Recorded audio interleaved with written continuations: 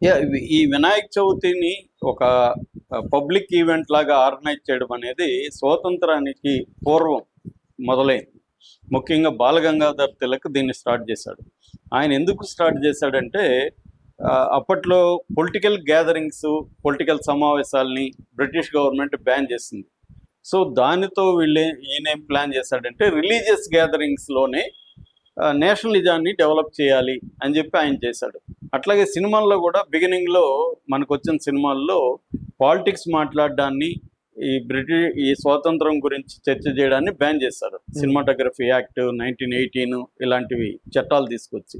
అందుకని అప్పుడు cinema makers, film makers కూడా ఏం చేశారంటే పౌరాణికాలు తీయడం, పౌరాణికాల్లోనే జాతీయవాద భావాలను పెంచే విధంగా ప్లాన్ చేసుకోవడం.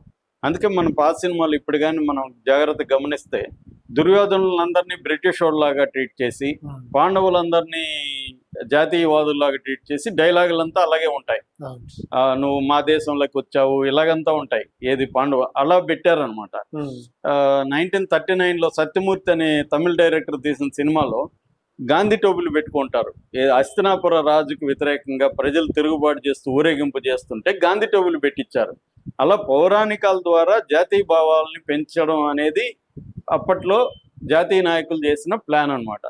అలాగా బాలగంగాధర్ తిలక్ వినాయక నిమజ్జనం, వినాయక చవితి వీటిని తీసుకొని పెద్ద ఎత్తున ఊరేగింపులు చేయడం, జనాన్ని ఆర్గనైజ్ చేయడం అనేది ఆయన ప్లాన్ చేశాడు. అక్కడి నుంచి అది పెరుక్కుంటూ వచ్చి బీజేపీ వచ్చినాక అదేమైందంటే, బీజేపీ యాక్టివ్ అయినాక దీన్ని పొలిటికల్గా ఉపయోగించుకోవడానికి, హిందుత్వవాదాన్ని పెంచి పోషించడానికి ఈ వినాయక ఫెస్టివల్ని ఉపయోగించుకోవడం మొదలుపెట్టారు.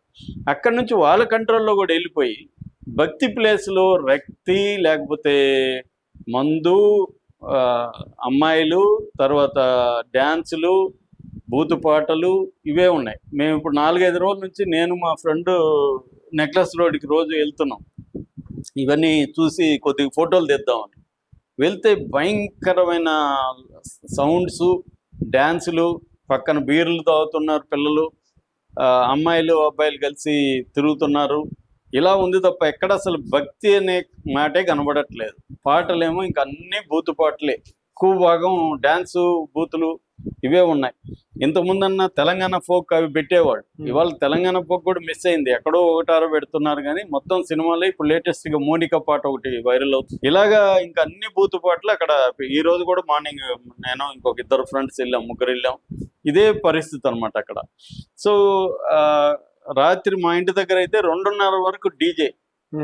ఎవరికి నిద్ర పట్టే పరిస్థితి లేదు. ఎందుకంటే భయంకరమైన ఇది అనమాట.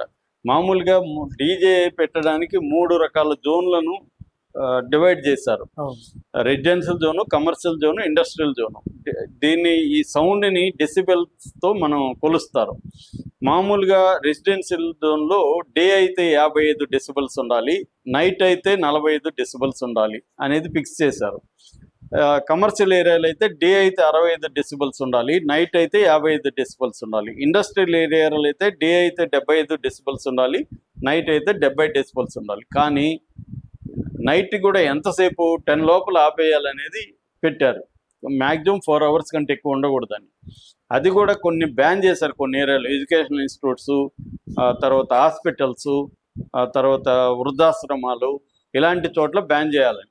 ఎందుకంటే సౌండ్ పెరగడం వల్ల పిల్లల మీద, చిన్న పిల్లల మీద, గర్భిణీ స్త్రీల మీద తీవ్ర ప్రభావం చూపిస్తుంది.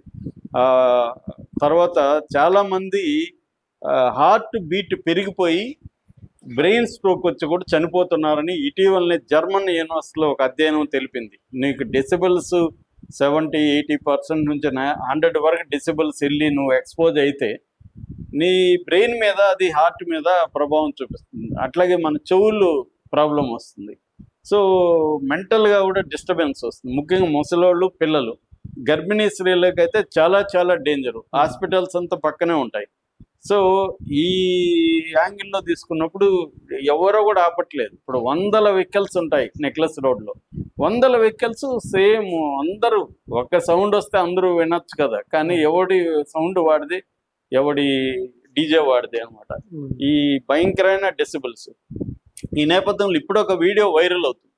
ఆ వీడియోలో అయితే ఇంకా దారుణం అండి. అదేంటంటే వీళ్ళు ఎక్కడ జరిగిందంటే వెస్ట్ గోదావరి జిల్లా నల్లజర్ల మండలంలో తేలికచెర్ల అనే గ్రామంలో వీళ్ళు అక్కడ మామూలుగా మనకి ఈస్ట్ వెస్ట్ లో రికార్డింగ్ డాన్సులు ప్రతిదానికి పెడుతుంటారు.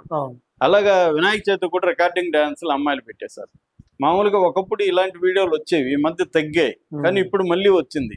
దాంట్లో ఏంటంటే అమ్మాయిలు లోపల ఇన్నర్ వేర్ ఏమి వేసుకోకుండా ఒక ఇది మాత్రం లంగా లాంటిది వేసుకొని లంగా లేపేయడం, అది ఇప్పుడు కనబడుతుంది.